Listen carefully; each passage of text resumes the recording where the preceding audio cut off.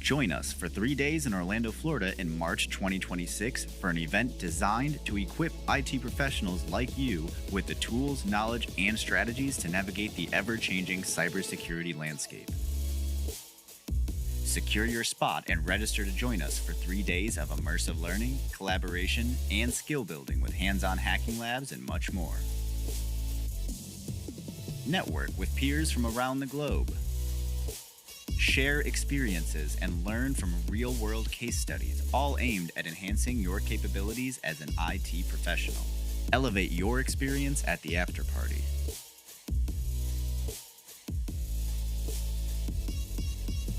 Registration is now open. Register now for Zero Trust World 2026 and take the first step towards a more secure tomorrow.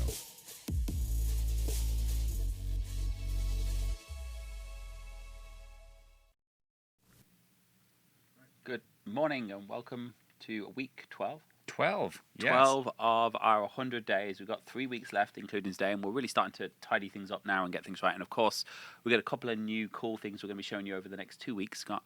Hopefully, I've got a demo of a new feature next week. Exciting. Which is going to be very exciting. And if Michael delivers for me. And I have no doubts. Every confidence. And we also have, of course, the big feature that we've been working on for a lot more than 100 days. That's really going to help you understand where your environment starts in 2 weeks as well. Yes. So, cool. So, before we begin, important stuff. Anyone at Black Hat next week? Not me. Not you. What day is Black Hat? Thursday, Friday? Possibly. Wednesday, Thursday, Friday? Yeah. Please come by. Meet us. I will be at the booth most of the time. If I'm not in the booth, you'll find me in the bar. Yes. So, and we look forward to seeing you there. And we're going to have some new announcements at Black Hat as well next week. Cool. Okay, so today we're going to I suppose last week we should do our recap. We looked at setting automated responses in your EDR. So hopefully everyone went home, went back to the office, did whatever they were doing, and they created policies to automatically block admin tools at very least. Look at the aggressive tools, PowerShell, command prompt, and if their score ran above 250 or at least 500 if they want to be critical, it should be blocking those admin tools automatically. It will send an alert as well. If you didn't actually block the tools last week, hopefully you set it up to send an alert. Just a reminder, you did need the new build that was released last week. 10.3.3. 10.3.3. 10.3.4 is going to be released today or tomorrow once QA. And I know I said it would be at the end of the Tuesday last week and QA slow rolled me. Apparently they don't like any bugs. I think that's their purpose. Yes, I know. Is to not like bugs. So so it took a few days extra, and hopefully it won't take a few days extra. We have 10.3.4 coming out today with some extra cool features as well, which will be in there. Okay, so we also created a runbook for your MDR. So really, really important. If you have an MDR set up, make sure you have a runbook. Who should I call? What should I do? If you don't set one up, we're going to literally do whatever we think is best, and that we'll look at the numbers on the cell phones. We'll try and call people if we think there's a real threat. We'll shut it down. But it's really good if you just put a run book. This is what we want you to do. These are the systems that are super critical. These are the systems that shouldn't be used at night. Anything you can write in there, the more data that's clearly Define steps, what you want us to do, when you want us to do it is very helpful. Now, I'll rephrase it. Clearly, in less words as possible. Or at least words as possible. So they need to read this quickly and respond quickly. So if they have to read an essay, it might take them a little while to respond. You know, I have a thing I always apply to my father. When he texts me, I say, if the President of the United States can conduct business in 160 characters, whatever you have to say can be put in 160 characters. Maybe not 160 characters, but if we can keep it short and sweet. Yes. And check out Cloud Control to stop unauthorized login to your Office 365 tenant. Again, just a reminder, this is really, really strict. It will not let you log in from any untrusted device. You can have the ThreatLocker agent on your phone. You can have the ThreatLocker agent on your computer, and it will track and update your IP address. It is going to take up to 15 minutes, and it's not ThreatLocker, it's Microsoft that takes 15 minutes sometimes. So really, really good. But one thing that was an alternative was just say, hey, you're only allowed to log in the United States or the United Kingdom or whatever country you're based out of. And if you go outside of those, you have to have a device. So I'm willing to wait 15 minutes if I land in. Less good and requires administration for people like you who go traveling to a million different countries. Yeah. Frankly, the last thing I want to do when I land is read my email. Yeah, fair. Benedict, very important question. Sorry to be impatient, but wasn't there an offer of a T-shirt and or Credly badge after attending 12 of these sessions? When can we expect to get these? The end, 15th. The end. I don't know where the 12 100 came from. I days. think it was the end, after the 100 days. Everyone will get their T-shirt. And promise. he also followed up with automated response by donuts. You'll be getting it. Have patience. You'll get your T-shirt. We should make some donut T-shirts instead. Ooh, donuts are donuts are not an option. No, Parlour's no. gonna hate me. What's when the I opposite of that? put a donut right there, where the ThreatLocker logo is.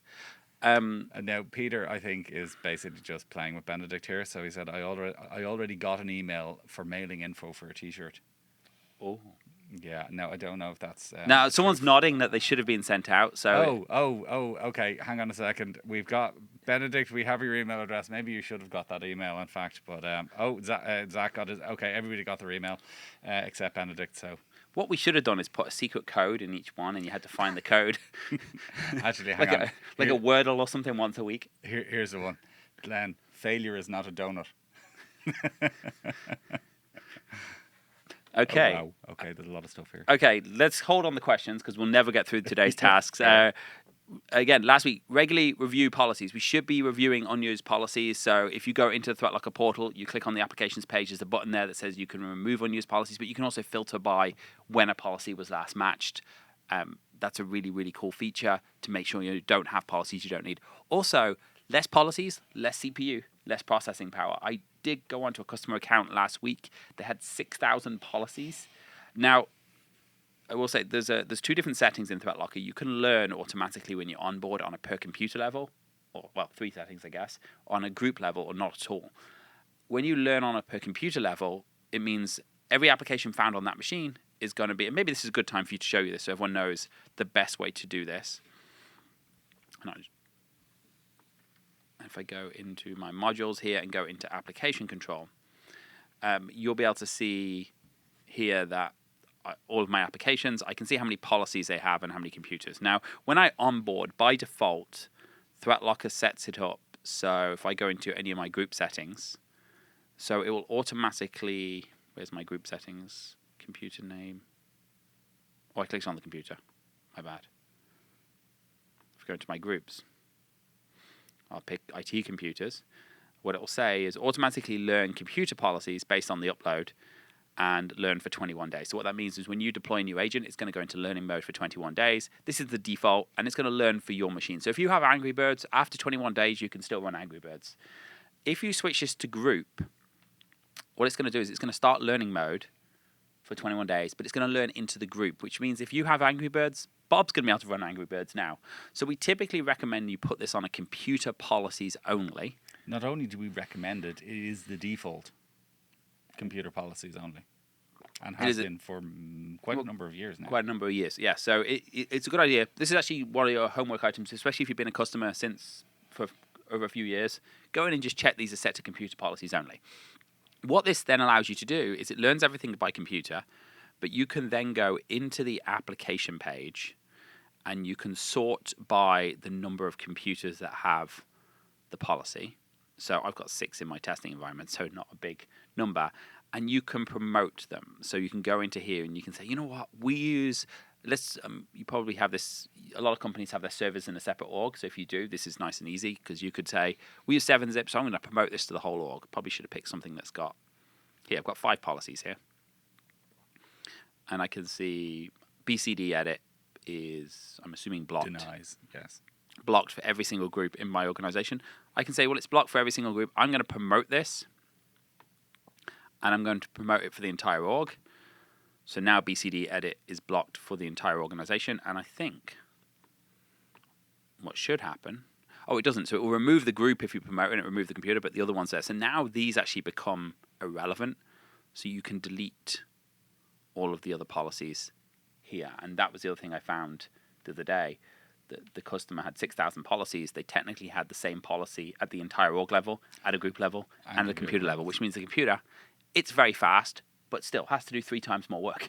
So you can promote things when you want to promote them. You can promote them to a group level. You can promote to an org level. But start off with a computer. That way, if there is a game you don't want, at least it's on one machine. You can remove it from one machine rather than all machines. Also, if you want to bulk remove, you can just check the box and delete all of them as well. Back to the previous page, the settings. Dave has asked, what does the system policies for computer option do? This is actually really cool. It's becoming less and less relevant, and we did have, as we do more and more built-ins, but this is really useful if you want to, because you have three options actually: computer, group, or system and device policies only. What this means is we're not going to create any policies automatically unless we consider them to be a driver. So we'll add like Dell policies and HP policies and printer drivers, but we're not going to add anything in your program files or any software files that we don't consider to be a driver. It's becoming less relevant because we now have pretty extensive built-ins for Dell and HP and Lenovo and all of the other applications. So a lot of companies will just add that Dell built-in, and then they'll say, actually, rather than learn system policies, don't learn anything, and we'll just switch it to none. And when you switch it to none, it will be in monitor mode. So in ThreatLocker, when we set up a new laptop, we don't learn anything. We have it set to none. We have it in, for 1 day. And that's really to let the IT person make sure it boots, everything's okay, they check nothing, then they hand the computer to the user. And they secure the machine before they hand it over. So that's the other option as well. That's really good when you've got nice, clean environments like we do. We're very, very good, standardized laptops, standardized images. There's no point in learning. You just learn from the first image, and then you don't have to do it anymore. Jarir has asked, can you promote to global? I believe you can. I don't think you can promote to global, but you can. Kind of, yes, you can. But and I'll switch to my screen here. Technically, global is a sideways move, even though it applies to everybody. ThreatLocker's system sees it as a sideways move. But what you can do is you can click on your policy here, and you can say, I'm going to apply this to global. So it's kind of promoting, but it's not. So you can just switch this to global. The only difference is when you promote, when I switch this, it's going to remove it. If I promote from the computer, it should remove the computer and the group policy, but it won't remove other group policies.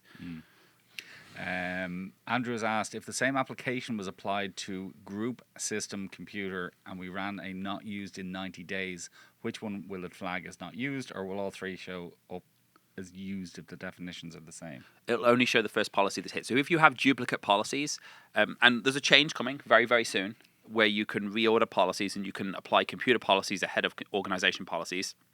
You can apply non-built-ins ahead of built-ins. So there's a whole bunch of cool stuff coming very, very soon on that. But the most important thing is, at the moment, the policies run global workstations, global servers, the second global group, entire organization, computer, and then group last. So whichever policy is hit will be the one that matches. So if you've got an organization policy for 7-zip, it's always going to hit your organization policy, and the others become essentially irrelevant. The only exception is if you have in that organization policy that 7-zip's allowed to run for the IT person, means the IT person logged into any machine can run 7-zip, but if Bob runs it and it's at his computer level, it won't hit the organization. It'll go down to Bob's computer level. Craig is starting to question what Danny's concept of very soon is. It's not my concept. My concept of very soon, anyone will tell you, was yesterday. Yesterday, yes. So can confirm. It's that PEX, that whole quality issue that we have to test everything. So every time we do a service build, there's like 6,000 checks that get ran. So they push a build, and then it's ran. But it is done. It has been demoed to me. Yes. And it's so as long as QA sign off on it. Now, there are some considerations, and this is why QA has been kicking back so much. For example, if you have a global group, the global group applies. When you change your policy order, it's going to say, hey, we're going to reorder your policies because now a policy at 1 in the organization level is going to be below a policy, or a policy of 2 at the organization level is suddenly going to be below a policy at 1 at the group level because they're going to run in a different order.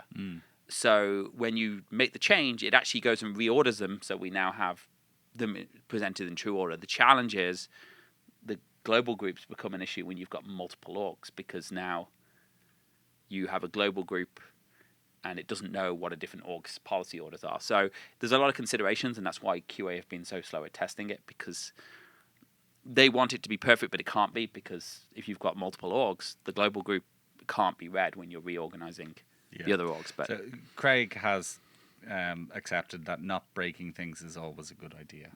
So So, Yeah. but it is done. It's and there's a second change, which is the do not over prioritize built-ins, and there's a change in addition to that that's going to not prioritize built-ins that are dependencies. So if we have a DLL in a built-in that's been blocked, and it's also in a custom app, it's going to fix that as well. Hadris has asked, will it be possible to scan for duplicate or redundant policies? I mean, we already do duplicate policies. Well, we scan for redundant policies and we show duplicate policies. Yeah, and removing unused policies will... And there's a new feature that's going to... I don't want to talk too much about what's coming out in 3 weeks, but I can tell you that on the bad news, we ran what was coming out on our own environment, and we found a number of problems in our own internal environment, which is a little bit embarrassing. On the positive side, using the tools that were in front of us allowed us to fix them all in 5 minutes. So it was good and bad. So there's going to be some cool stuff in the future. Okay. One question you're going to ask, Rob. No, just Don has asked, is there any built-in way to test system performance after making policy changes? So system performance. So there's different ways we can do it, and there's an option that I don't know if we make public, but there's a couple of things we do internally. One is we literally have our QA has tests, and whenever we make builds or anything else, we launch it. But very obvious ways you could do it is look at the CPU. If it's high, you can do count tests. So we do count tests. We have someone checking what's the system boot time, every time we do a build. There is a feature built into ThreatLocker that will actually dump out to a log the average response time it takes, but I don't know if we've publicized that. The performance counters, no, we don't. No, we don't put because it's really cool for diagnosing. If you call us and say my machine's going slow, we'll dump like a log file, but it's like millions of lines, and I don't even think it's readable. I think the easiest thing to do is just if you see a decrease, you can start doing tests on it. The other thing is worth doing is checking for high count of executes or anything. So if I go into the unified audit here, and I just say group by its asset name now, this will tell me how many rows each computer has counted in the day. Realistically, if you start seeing more than 5,000, you could have something, and that's probably the next thing I want to test on is how do we set up monitored paths, because it's a new feature we added. It's really important that we know what we're monitoring. So we talked about ring fencing a lot. I want to dig more into ring fencing today, but I want to talk about monitored paths and the gotchas of setting up monitored paths wrong. We had a customer last week that had managed to add, and we keep adding constraints in to stop people doing crazy things, but they managed to add a star.star policy to USB, which now tells the system to monitor all. The USB drives are fully monitored on storage control anyway, but by adding star.star, which you can't do anymore, haven't been able to do for a while, but they did it a long time ago, it told the system to monitor the entire C drive. Everything. And their CPU went through the roof, their RAM went through the roof. Yeah, they were logging in excess of 100,000 items per machine per day. Yes, so if you see a high number here, like 5,000 is pretty expected. It probably means you've got some kind of performance issue. Anything over 10,000 is probably worry time, but 100,000 it's going to cause problems. So we can look at that. Now, let's talk about monitoring stuff, because we talked about ring fencing before. I want to recap what ring fencing is. Essentially, it allows you to say, I trust this program, but not enough to see my files. So what we do is we'll essentially go into application control here. And if I go into my policies, I'm sure someone's going to switch. I'm going to pick 7-zip as an example, if we can just get... and I'll go to my existing policies. I have a ring fencing policy that says, I do not trust 7-zip to write to my files because I know it can be used to encrypt files. Now, I have another problem in that it also needs to zip files up. So I've put a policy in place here that says 7-zip's allowed to read my files. It's allowed to create and write 7-zip files because I zip 7-zip files, but it's also not allowed out to the internet because I don't trust it. It's made in Russia. Don't want to accuse the Russians of doing anything bad, but there are some cases where they've been caught with their hand in the cookie jar. So what I've done is also it can't phone home, and you can add exclusions. Now, a new feature we're adding. Now, a couple of things to note about this feature. It's going to be in the next build, not 3.4, but the next build out after that. Check the release notes for it. But it's going to allow you to automatically populate these ring fencing. Now, it kind of works now, and I use the word kind of works. It will take data from the unified audit, but sometimes we don't tie it to an application, so it's harder. But what I've done here is I've got a 7-zip policy. I've said I want 7-zip to not be able to write to any file, read any file. I want to be able to restrict changes to the registry, and I want to just hit this auto-populate button. And what this will do is this will actually go back through my unified audit for the last 90 days or whatever your unified audit retention is. And it will say, tell me every time 7-zip has hit a file, and it will populate the extensions and information in here so you know what to put in here if you're not sure what it needs to access. Worth noting, some of these things, there's a number of conditions, but sometimes it's going to populate on the current build. Sometimes it's not. It depends on whether you had any kind of ring fencing in place is one thing. So just be really careful if you're using it on the current build. But what you can do, which is useful, and whenever we set up ring fencing, we want to basically go into here, restrict access to other applications. So if I hit populate, for example, it'll tell me in my environment, 7-zip has not talked to any other applications. In which case, you can safely ring fence it from talking to applications. Yes, this is really, really good. I don't have 7-zip running, which is why it probably hasn't talked to anything. I can hit auto-populate, and it will look at the unified order, but again, on the latest, and I can hit auto-populate on the internet, and it'll tell me everything it did on the internet. I'm going to try and show this with an application that's probably actually done something. So let me try and find something that I actually use.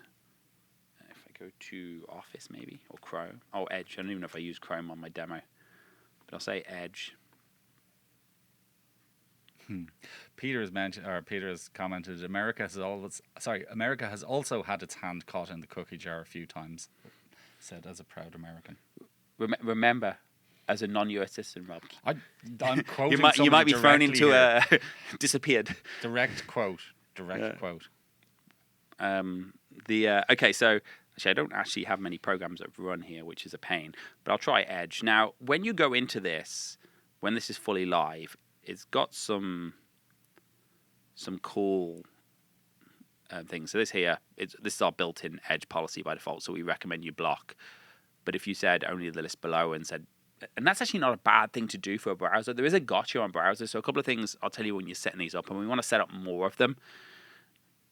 When you do these with browsers, it's a good idea, but it can also upset users. So I would personally say, don't let the browser talk to anything, and I'm going to clear that list now, except the list below. Now, here's the thing. If a user downloads an executable and it's not in that list, even if it's on your whitelist, it's not going to run from the browser. So if they click open from Chrome, it's going to go, nope, you can't run this from Chrome. They can go into their downloads and run it from Explorer, but they won't be able to open it from Chrome. So it's, which, in fairness, is probably not a bad thing. It's not a bad thing. The thing you have to watch out for is you download file extensions, it's going to try and open Office directly from... So somebody goes in and downloads a docx file, and they click on it, it's going to say open Office. So this auto-populate will help you see what people are doing. Zoom is another one. You try and join a Zoom meeting, it's going to try and open something for your browser. So be careful if you do this on the browser. Otherwise, stick to the default, which is all the list below. It will tell you as well. So if I said here, I want to restrict access to the internet, it should tell me, apparently I don't do enough on the internet, I do 159. So it caps out at 200 for the internet. I'm not going to lie, I was really hoping there was going to be something embarrassing there. There should be a lot of gambling sites in my demos. But what this does is this will actually tell you all of the websites that this program talks to. If it talks to more than 200 websites, it will tell you this program cannot be ring-fenced from the internet because it uses... Now, technically it can, but there's too many websites that you're going to. So obviously a browser, if you go and ring-fence it from the internet, it's fine in a kiosk environment, but it's not very effective here. So what I want to do is I want to get back to these files because this is interesting. So browsers and accessing files. Now, if you don't allow your browser to access the file, it's not going to be able to upload things to the internet. This here will auto-populate what types of files the browser has access, which in my case is nothing. But I need you to know about this monitored paths. This is a new feature in ThreatLocker. It's only in the newer builds. I'm not sure the release note. Do you remember which build? Like 10.1 or something? No. The monitored path? Yeah, I don't remember what build. It's going to be about 10.1. We can check in the release notes there. This here allows you to specify what is important data in your organization. And the way we used to do this, by the way, was we would... Oh, it says 10.3 or above. There you go. There you go. It's right in the configuration. The way we used to do this was we used to say, if you want something monitored, it's going to be external storage. So USB drives are automatically monitored. Network paths are automatically monitored. But then we realized two problems. One is people store things in different locations. So on the newer builds, what we're trying to do is actually, you can add file extension types in here because it doesn't matter where I store a document file. I still don't want it to be accessible by PowerShell. Yeah. So, and the problem with the old way was, hey, we're monitoring our documents folder, but then somebody sets up a Dropbox folder, and now it's accessible by PowerShell. So this monitored paths applies to all of your ring fencing. You can put file extensions in here. You can put, and I think we have a bunch of default ones that we add on new deployments if you deployed after we release this. But you can also put paths. So you can also say C:\my ERP. Can type, and this means this path will be monitored, so nothing will be able to touch this that is ring fenced. So this is a really good way of making sure you monitor things. Couple of gotchas you don't want to put in here. You don't want to put redirected profile folders. Redirected documents folders, absolutely fine. Redirected desktop folders, fine.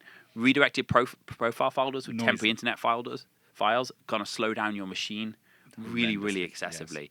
You want to put your network shares in here, so you can say, well, I'm going to say my server 1, my share.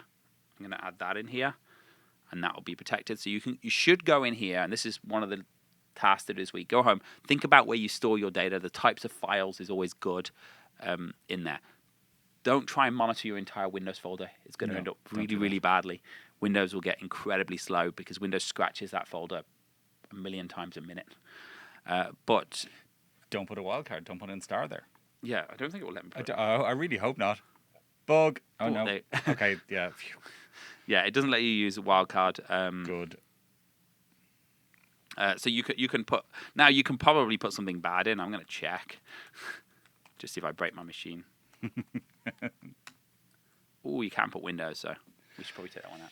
Yeah. But so careful when you're doing this. Think about where your data's stored, not where your system files are stored. System files, they're protected. Windows is a read-only anyway folder, but we don't want to suddenly start ring fencing applications from system files because it will slow down your machine drastically. So one task, go through here, think about all the file extension types you have, think about everything else. This also works in conjunction with storage policies. So if you have our storage control, we're trying to move everything into one place, but if you go into storage control here and you go into policies, if you add a policy in here that monitors a path, so technically in this case, this is monitored because it combines the two together. We're trying to move everything to the monitored paths. That way it's in one central location and you know what your monitored paths are. But worth noting, you can add them in here as well. And that will achieve the same thing. So what we want to do is... Just as a by-the-by, Chris has asked something about the unified audit. And I suspect it wasn't possible before, but I think it might be now. He said, sorry, this is Chris Rotz. He said, why can't we sort by anything but the date in the unified audit?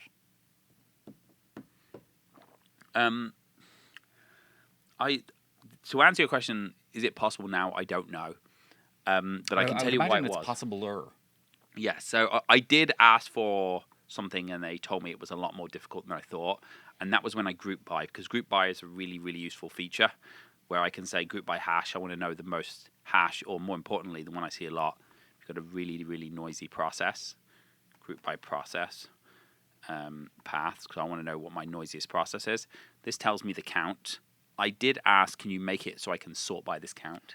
That, yes, would be useful. And I was given this is a lot harder than they thought. Yeah. I don't know about the other things as to why. Jackson has also agreed sorting by count would be quite helpful. Yes, it's something that I've explicitly asked for because it would be very nice in my mind as well. And in my argument is I can export the results. It gives me the count and I can sort in Excel, but there's a difference. Too many clicks. What's possible on somebody that has 200 endpoints is a lot more difficult when someone has 20,000 or 50,000 or 70,000 endpoints, because now having to model data and sort hundreds of millions of rows and things get a lot more complicated. The original reason was, and the other thing when you're sorting unified audit is the time. And I know one of the things we'd have to do if we introduce sorting is removing or snapshotting the end time at the time you hit search. Because what happens is when you click the next page, the result set now changes because you've just added 20,000 rows because you've got lots of endpoints feeding data in constantly. So there's a lot to be done on that. It's something that we have asked for and to make it better. Obviously, we've had a lot of filters in here recently, which is getting people, and it's a lot faster than it used to be as well. Cool hint about next week's feature. It's going to involve the unified audit. Ooh, exciting. And we had a lot of rows in our unified audit last week. Dave actually made a really good suggestion, which is, can we please have an application control policy filter for policies without ring fencing? So we've got one there for ring fence policies. I think Dave's point is that we don't have one for without ring fencing, the filter. If we go into applications and say filter by, where's the filter with ring fencing? Under policies, I believe. So under the filter. Only permits polization. That's interesting. So I feel like that's policies a bug. Yeah, okay. That's a Danny bug. So you can expect that to be fixed really quickly. What do we say about bugs? Yeah. If it bugs me? If it bugs Danny, it's a bug. No, that's a very valid suggestion, Dave. So we will get that sorted. So, okay. So next thing we want to talk about is we obviously looked at ring fencing before on the high risk applications. Want to start looking at all of the applications, and we added that auto populate feature. It's only on beta. It's going to need the new agent to be efficient to make your life easier. But everything we've done in this webinar series, by the way, we've gone ahead and done in ThreatLocker ourselves. So we've gone into our own environments. We've made sure that we've done it alongside, and we found some nuisances with the things I've been saying. So everybody said, well, this is 6 hours work. And I said, well, it should be 6 minutes work. And people get mad. So the next thing I want everyone to do is actually to start looking, and it comes down to that filter, policies or applications that aren't ring fenced, to go through your applications and start ring fencing them. You can do this to start with. This does allow you to sort.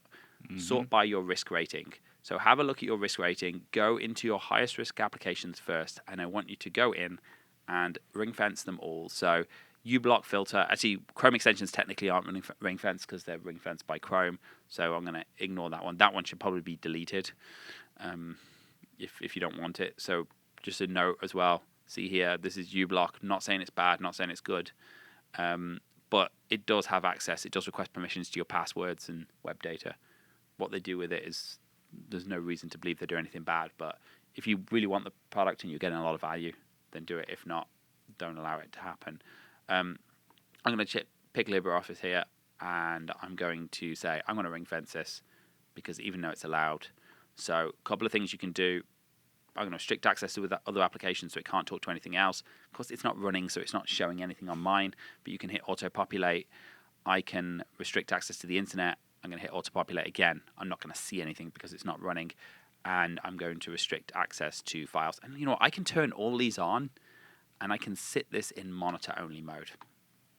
And then in a week's time, when we'll go over this next week, I can literally say, show me all of the denies for this in the unified audit. So I've created that one,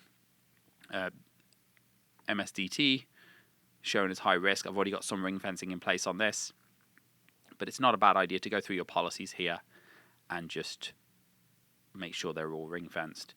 So you go into the policy, you say, I want to ring fence this and going out to the internet.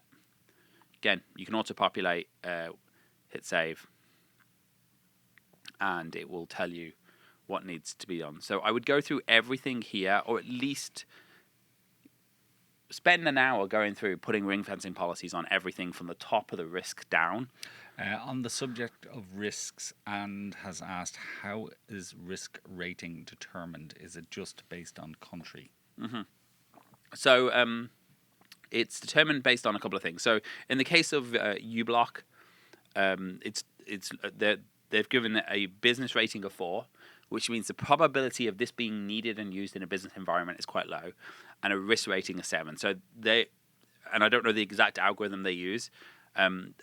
Country is part of it, but the bigger risks are, could this be used in encryption? So the risk rating itself, the raw risk rating, is could this be used in a way and weaponized against you? So 7's it, for example, is quite high because it can be used to encrypt files. In addition to that, they'll give a business score, and then when you sort, it's giving you a combined score. I'm not sure exactly how they blend it, but they essentially say Angry Birds may have a low risk rating in terms of it's not going to be used to encrypt your files, but it also has a low business rating. So it's going to show above SAP, which probably has multiple vulnerabilities recorded over many decades. So they're going to look at CVEs, they're going to look at how it can be used against you. It's not a perfect science, but it gives you the idea to look, like Angry IP Scanner can be used against you, so that's given quite a high rating on there as well. As you get further down the list, you get with more business stuff. It's funny, I would have thought TeamViewer was a higher risk, but I will ask them the question on that too, because it's a remote access tool. It's not perfect. They're trying to... I would consider AnyDesk to be dangerouser than TeamViewer. I mean, TeamViewer, well, I was going to say you can set up 2FA and all that kind of stuff on TeamViewer, but AnyDesk is more widely misused. So a lot of it is they do determine what is misused. How could it be used against you? And yes, country is a part of, is the company reputable?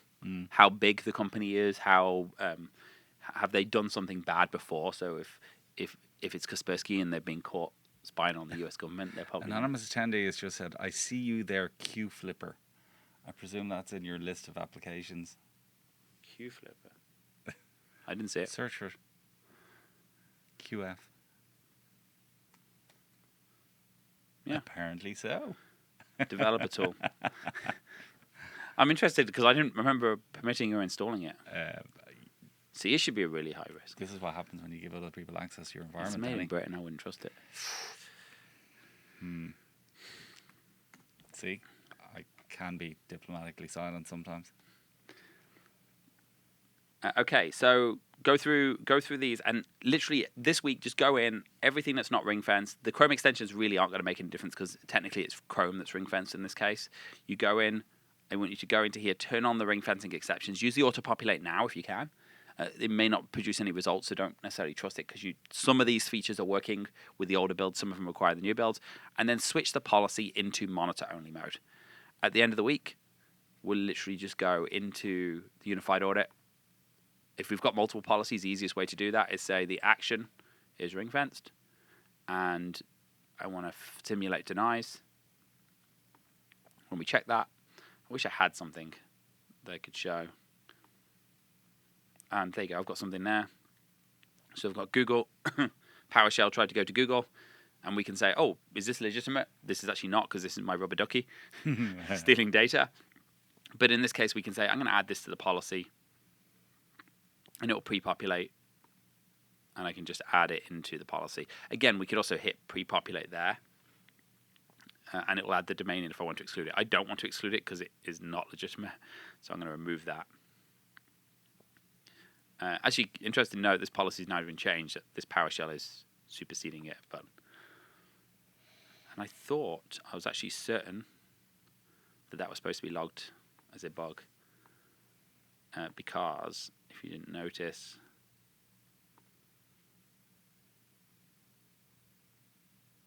this was supposed to be renamed. It's technically knockup.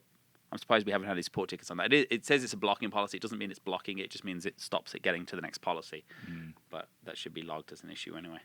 Okay, so basically at the end of the week, we go through, we do a simulation. We'll see, oh, look, Notepad++ was ring-fenced, and it was called from, I thought I filtered by ring-fence. No, I hit any deny. So ring-fenced. So we can see everything that would have been ring-fenced. So I've got a policy here that says regedit, made changes to these registry keys. You have a policy that stops regedit changing registry keys. Do you want to add these in? So I could just go in and change the policy and say, okay, well, they're allowed to change. I don't even know what this is, but this key, obviously, we were doing some testing here, so probably not valid. But if we can just spend an hour maybe setting up these policies, in a couple of weeks, we'll just go through an hour simulating them, get as many as you can turned on, put them in simulation. If you want to start off with 10 this week and do 20 next week, just turn them on, and it will really help. Okay, what are we left for time? 20 minutes left. I want to talk about some testing as well, because I would say, every month we probably close 20 large enterprise deals, and every month they do the deployment, they do a pen test, and the customer probably 2 or 3 of them send us a list saying our pen test failed. And when we go into the pen test, it's because they said, we're able to access the internet from PowerShell. We're able to run this executable from PowerShell. So we want to do some testing because while everyone thinks everything's okay, if you go in and test this, it means it's going to work. So I'm going to give you a couple of scripts, and we'll share these scripts afterwards on email to run some tests on your machine to make sure you've implemented some of these policies. And I'm also going to show you how to do things. So I've got my Notepad++ here, and I've got some scripts here. And the first one here is I've got a TL test, and this basically is a PowerShell script. If you notice, I've got a folder here, the documents folder, and I've called TL test. And the reason I've done this is because I want to make sure we don't exfil data in a real folder. So this is a first. It never concerned you that we accidentally exfilled it people's does concern data me. before. Now all of a sudden he's concerned that we might accidentally exfil people's data. There's probably In fairness, 1,000 and something people on this. we have exfiltrated many people's data, but we do always delete it. I know, but I don't want to get woken up in the middle of the night saying someone's exfilled data to your to your Google Cloud account. Now, also change the Google Cloud so it points to your cloud. Our cloud account will let you post data to it, and when we see it, we do clean it out regularly. But I would change the document. So this script here is going to test: do you have ring fencing enabled? So PowerShell cannot open your documents. So what I'm going to do is I'm actually going to go into my documents folder. I'm going to create a TL test. I'll just rename my sensitive folder because I'm assuming there's some data in here. I'm going to run this PowerShell script, and if I have set up ThreatLocker correctly, I've blocked PowerShell. Oh, you know what I probably did?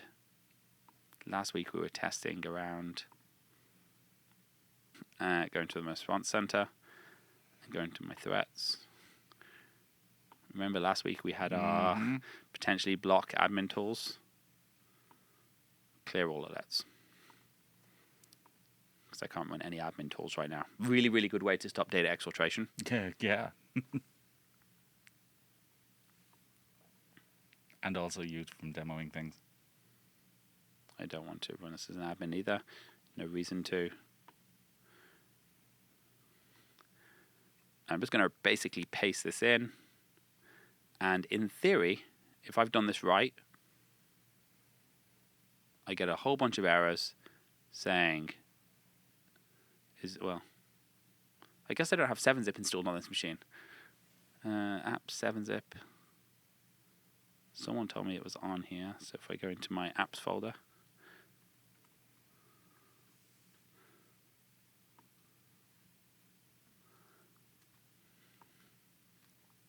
Didn't think it needed to be installed. I thought it was just in here. No 7-zip.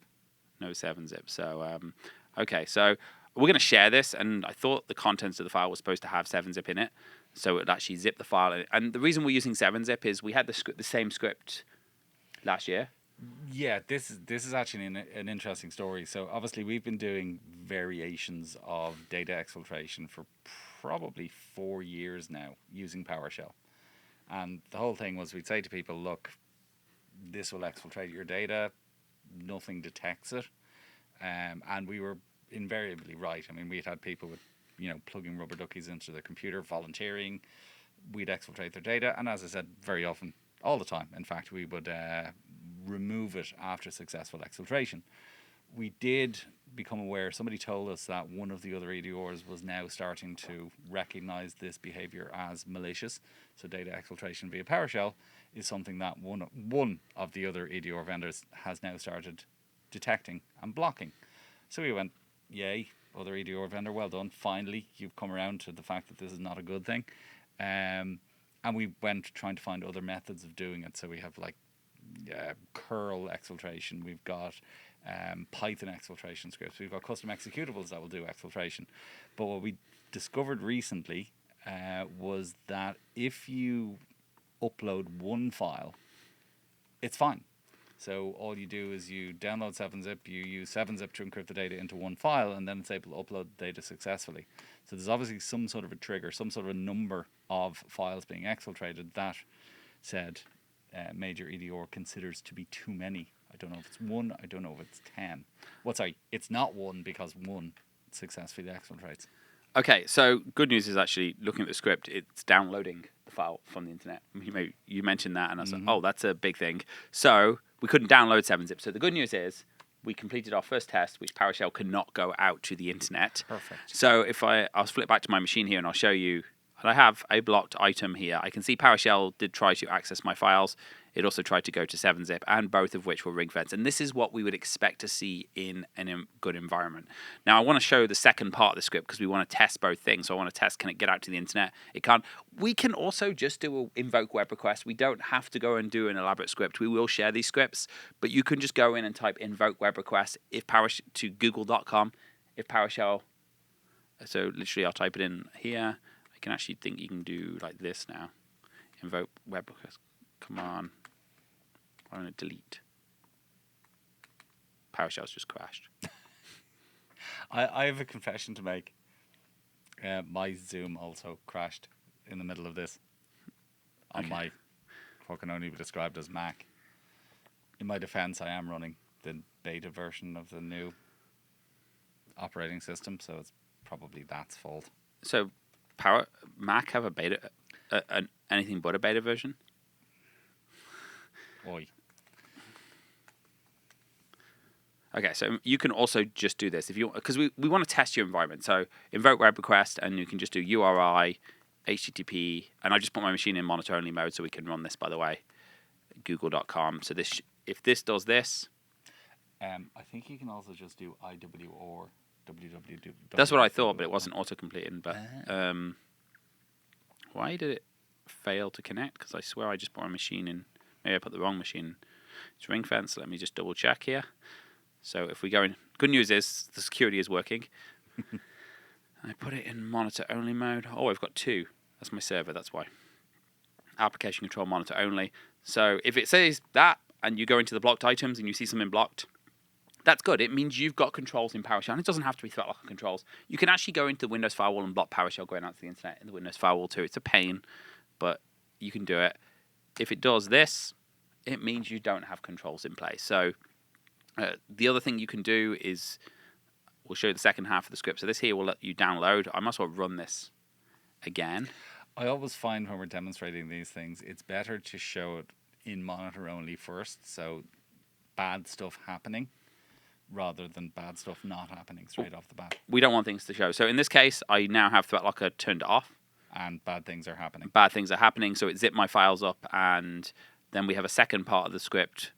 And you can put this in one script, which actually does the data exfiltration to Google Cloud, and you'll be able to see that happen again. So, just for everyone, when we do share these, ideally use your own storage location, not our Google Cloud. When we share them, we're going to remove our Google Cloud. Okay, and that's fine.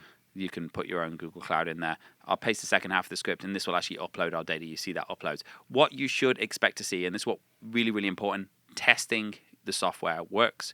What you should see is it cannot access the files, you get denied. So we want to test. This is how we test ring fencing. It seems small, but it is. Now, So, Dave has just asked a really interesting question, which is, I thought ring fencing only applied when opening the process. So you didn't restart PowerShell there. no, ring fencing applies to the process. It's ring fenced as soon as it's opened. Yeah, but you didn't restart PowerShell in between going to Oh, mode.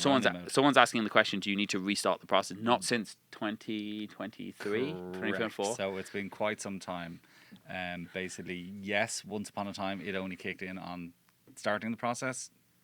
And we take the ring sentence policy there. Probably about Then a year and a half now, it's been changed. So we change it. So immediately, as soon as something comes in, if you deploy policies and create a new ring fencing policy, it will instantly apply to that process. Okay, so you could also do invoke web requests. We'll include the invoke web request. We'll copy files is another one. Change files. These are good ways. Do it in PowerShell. We also want to test for untrusted software. There's a couple of ways you can do this. You can go and just download random piece of software. And we're actually setting up a small business training session in Orlando. We were asked by some of the local Orlando people, hey, we've got a lot of small businesses, they just don't know what to do. And is that the technical term for a person from Orlando? Orlando people? Are there Orlandonians? I don't know. We should know these things. You're an Orlandonian now. Well, if they weren't our Londonians I'm before, they are Winter now. Parkian. I'm not. So but we're setting up this event for a lot of small businesses because a lot of small businesses are saying, what should we do? And we really can't. It's hard when you've got 10 employees. You need an IT person to be telling you what to do. So we work with a lot of MSPs to help them. So what we agreed is we'd set up and would offer small businesses tests to run on their machines. So during the training session, we're going to say, try and do this. If you can download TeamViewer and AnyDesk, then you probably don't have a good security. And this allows small businesses to test their IT teams and make sure that they're actually doing. If you can open PowerShell and do this, you're probably not managing your system properly. If you can log into Office 365 without getting a push notification to your phone or getting some kind of authentication challenge. Yeah, not good. Not good. And so we're essentially going to do the same things as here. And we're going to send a checklist out that's a little bit bigger because I know we're close on time. But the other thing I want to do is just literally test that untrusted software is running. And the easiest way for you to do this if you're an IT person is just create a batch file on your desktop and say new file test.bat. And we're going to edit that batch file in Notepad, and we want to put some stuff in there. If you want to do something really cool and you want to make something, how many web browsers do I have open here? Our friend ChatGPT. Apparently ChatGPT is, Google advertising blockers is blocked. Why is that? And we'll say, give me a not PowerShell, command prompt script to display a funny image. And it will actually give you a script and you can just paste it in. Well, it should give me a script. No, I don't want a funny image. Yeah, you literally asked it for 1997 snake funny style image. It's going to download something. Image. If anyone remembers Snake on the phone where you could draw images with. There, look. This is what I wanted. We can just go in here and say, let's run our funny image, and I'm still in monitor-only mode. So if this successfully runs, it means we do not have good security. So I'm going to run this on the machine, and boom, my security is disabled. So we can share these. You can also use ChatGPT, create a few new images. The nice thing about creating new images is it means you're testing things that haven't been denied. So you're not testing something that's been seen before. My favorite one of them is the Rickroll, the PowerShell Rickroll. And the irony is the PowerShell Rickroll is the least malicious thing that I ever do in a demonstration, and it's the one that Windows Defender picks up. It's the one that what? It's the one that Defender picks up. Defender always picks up me trying to run a Rickroll in PowerShell as being malicious, whereas I can do data exfiltration, I can do all manner of weird and wonderful, properly malicious things, and Defender says, "Oh, you're fine, off you go." So, okay. Rickroll. A couple of other things I want to do. Telnet built into Windows, and remember in 1990 or in 2005, Microsoft decided to turn Telnet off by default in Windows, and it drove me insane. Is it that long ago since they turned it off? I think so. Oh God! It was when I was running MX Sweep, and I of course email. If you ever hosted email servers, Telnet is your best friend. Yes. You send emails through Telnet all the time. And Microsoft removed it from Windows by default. I got mad. Now I'm starting to understand why they did that. It's not installed by default. However, it is part of the Windows core package. If you go into ThreatLocker, you can create a policy to block Telnet from running. It's probably not good. It does allow people to gain access to other servers, upload, download data. We shouldn't be allowing PuTTY. PuTTY we see more often than Telnet because Telnet's such a pain to install. Doesn't cost anything to block it. Just block it in Windows. Telnet client not as bad as Telnet server. I think they are both separate Windows components, and guessing both separate built-ins. My guess would be yes. If they're not, they probably should be. If they're not, they probably should. So definitely block that. Just a reminder, we got USB drives. You should have blocks in place by now on those if you're going to block them. If you're not, you should have restrictions or at least detect policies to alert. If you haven't done that on your main group, have restrictions. Have a detect policy that says if you mass copy data to your USB drives, then I know we did this a few weeks ago, then at least shut down the USB drives then, so you're not leaving them wide open to the entire world. And make sure you test your policies. So test ring-fencing, testing. Another easy way to test them, I'll just show you very quickly here, is, and I'm going to go and put a policy in place, so rather than me, so I'll turn off my monitor only, and just say secure my machines again. Another thing you can very, very quickly do, if I go into my application control, and I'm going to Notepad. Dave actually mentioned a very good point, which is don't forget that OpenSSH is now a built-in feature in Windows 11. OpenSSH is not a bad thing to block either. I'm sure we have it built in, but if we don't... Speaking of things to block, this has come up quite recently. Microsoft Quick Assist is being used by some of the bad actors. Download Quick Assist, would you? It's not technically part of Windows. I think it's a Microsoft Store app. We have made a block Quick Assist community policy available. Yeah, so if you go into community... I think it's featured. There you go. Number 1, your left-hand side. Block Quick Assist. Very good idea. So I'm going to add this in, so people can't deny this. People can't run this in their environment. Show the user no pop-up.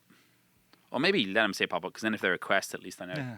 Glenn, you absolutely have a full built-in for all of Windows SSH. I got killed by that 2 years ago by pen testers. You added it for me. So thank you, Glenn. Yes. SSH exists. So add the Quick Assist policy in as well. Where was I? I'm going to show you another quick thing. You're ring fencing your applications. So do I have Notepad+ actually installed on this machine? I do. So I'm going to go into Notepad++. Very quick way of seeing, can I, and I'm going to say, information, policies. I have one policy. It's on my server. Let me just apply it to my entire org. I'm going to say, allow the policy with ring fencing. It can't go out to the internet. Again, probably not going to have enough data to see the history on this, but you probably want to update so it can go to Notepad++ to do its updates. I want to stop it accessing any files, which seems a little bit extreme for Notepad++. Or I could say, I'm going to let you access text files. So I'm going to add text files into the list of permit. I'll actually do read and write. Permit, read and write, click. So I'll save that. Deploy policies. Quick way to test your applications is give it 60 seconds, open the application. Remember, it's going to protect your monitored path. So if you could go into, we should have our documents as a monitored path. If I say new, let's say hello.world file, get rid of the text extension.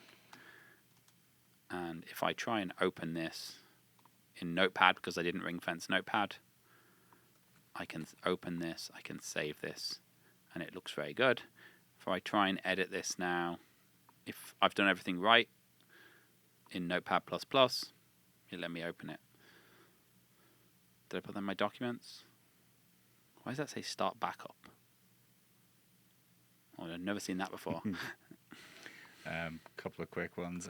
Craig has just said, I want to say I'm really loving the series. It would be really cool if you continued with something like this even after the official completion of the series. So what Craig is saying is after the 100 days webinars, he wants more than 100 days of webinars. Okay, so my Notepad++. So here's an example. It didn't work, and I don't know why it didn't work. So I'm going to go through a diagnostic process to see why it didn't work. My process is Notepad++. So the first thing I'm going to do is go and see what policy did Notepad++ see when it opened. So I can see here my execute, hit Notepad++, built in, permit with ring fence. Obviously, I've got a few policies here on Notepad++. I probably had different versions. This one does not have a restriction. So we're going to say it's allowed to edit text files because that's what I do with it. Read, write, save, deploy, wait the 60 seconds I'm supposed to, and then get impatient when it doesn't work after 30. Randy has mentioned 50 people rickrolling randomly in the Rubber Duckies Zero Trust World session. Core memory. And now I'm going to do the same thing again. If I did this right, it cannot open the file. Boom. Great way of testing your application. So if you ring fence something so it can't access your files, check it can't access your files. Again, keep an eye on your unified audit. Make sure you're not seeing any blocks you wouldn't expect to see. Weekly review, even if you're a small business. First thing you do on Monday morning. Anonymous attendee has asked, and I think this could be a complete section of one of these, is they've asked about ring fencing Windows recall.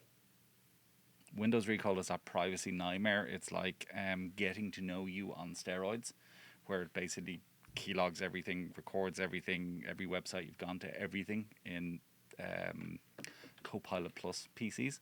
Can we block it?